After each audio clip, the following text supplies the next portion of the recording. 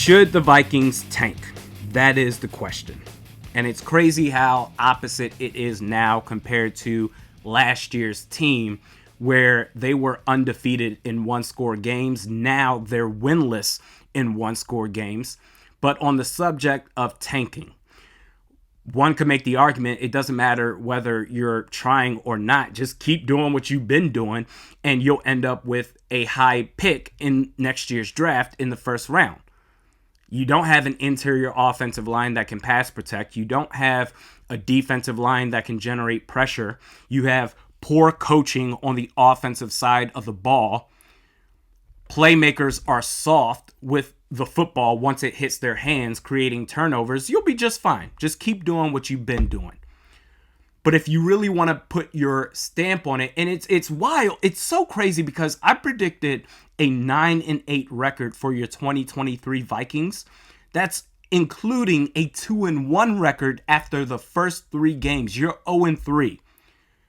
The question has shifted from heading into this season, all right, this is going to be a tough schedule. Which teams are going to give the Vikings a rough time? It went from that to now, who can the Vikings actually beat that you can legit guarantee and say, okay, we'll be fine?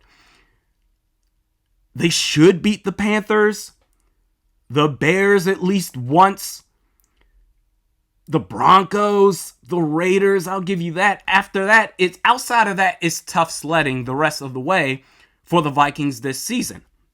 But if you want to put your stamp on it, talking about tanking, it comes down to decision-making by the front office and the coaching staff.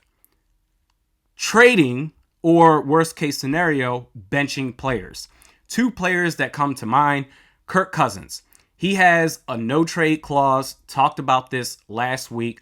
The only team that would be desperate enough at this point in time to give up a first-round pick for the services of Kirk Cousins would be the New York Jets. And I don't think he's going to waive it at all. But if you want to take a stab at it and give it your best shot and say, we're all in on tanking, damn it, I'm going to give it my best shot here as far as a presentation, hypothetically, that I would do to Kirk Cousins. Listen, man, we've been beating around the bush with this all off season long, even into this season, talking about how you need to, well, really you in front of the media, talking about how you need to earn your next contract, and you can only do that by playing well, and this team needs to be successful. Let's rip the Band-Aid off. We are not going to re-sign you after this season. You are not part of our future plans at quarterback. We are going to draft somebody next year, or maybe it's in-house right now with Jaren Hall. We have no idea. Either way, it's not you. You're better off playing at a high level and auditioning yourself for the rest of the league. And you could say, well, I have a no trade clause. I'll just play the rest of this season for the Vikings. And certainly that is your right if you want to go ahead and decline any potential trades. But I talked with Kevin O'Connell, and let's say we get to about 1-5. We're just going to go ahead and bench you. You're not going to play at all.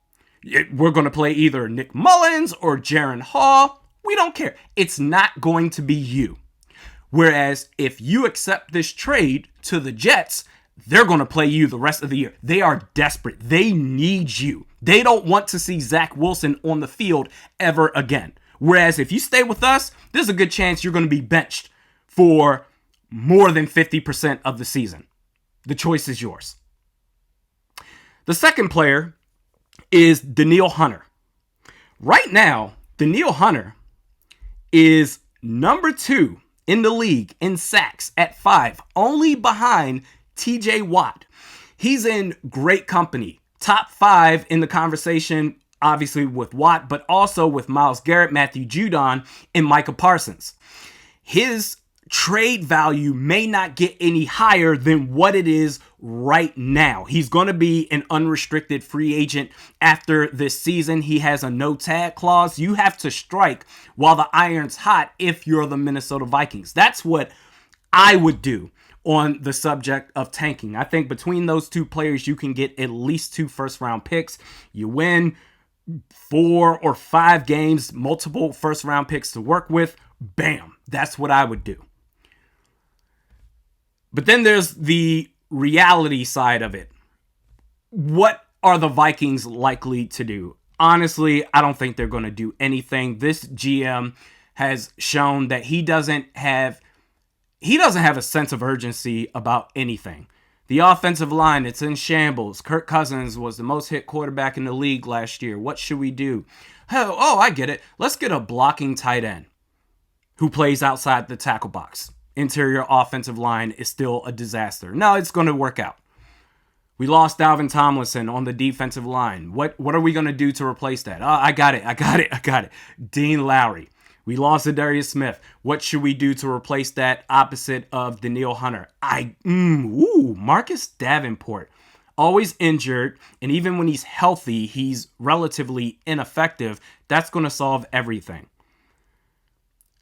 I'm starting to just get the sense that this GM, Kwesi Adofo-Mensah, really doesn't have any idea of what it is that he's doing. Competitive rebuild. You're not competing right now. You're 0-3. And then the rebuild part. Think about this. The Vikings GM has had 2 drafts and 2 free agencies to work with, only to end up with 3 whole players in the competitive rebuild.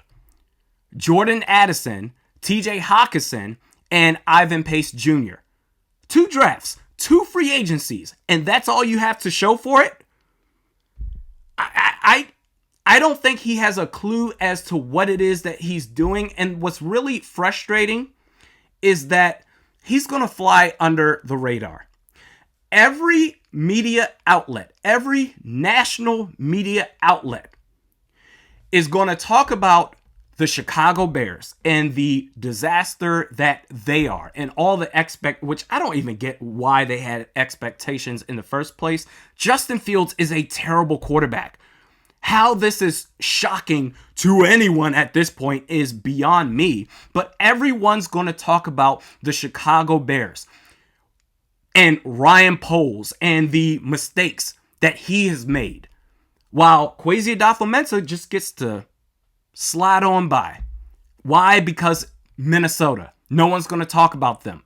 And not only that, but combine that small market with having an extremely patient ownership group.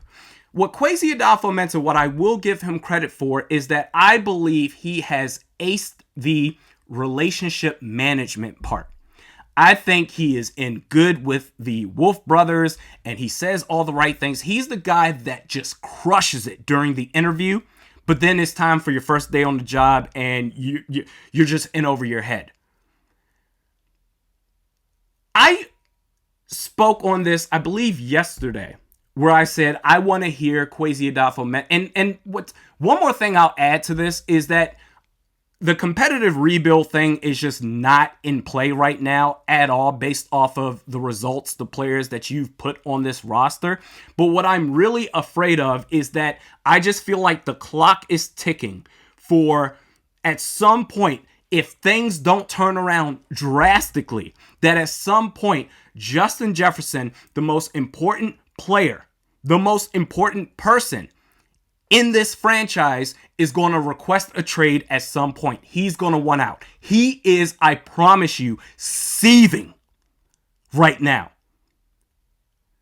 But I spoke on this yesterday, talking about how I want to hear Kwesi explain his processes. I take that back. Analytical folks, they love to present charts and graphs and spreadsheets. Even when I go on Twitter every now and then, I'll see something about a spreadsheet about player and all these correlations and stuff. And it's like, bro, we're talking about sports. I don't care. But you know what? I take it all back. I invite all of it. I don't want to hear about the processes leading up to, goodness, the 34 individuals having some sort of influence over the roster, 33 listed on the website, Vikings.com, plus the GM, that makes 34. I don't want to hear the explanation as to why you thought Dean Lowry was part of the solution of the competitive rebuild. I don't want to hear it. I want to see it. The charts, the spreadsheets, the PowerPoints, the scientific calculators, everything that you had material-wise in those meetings, to where after you all gave each other a high five and said, yeah, Dean Lowry, this is going to make all the difference in the world. Don't explain it. I want to see it. Show me those damn charts.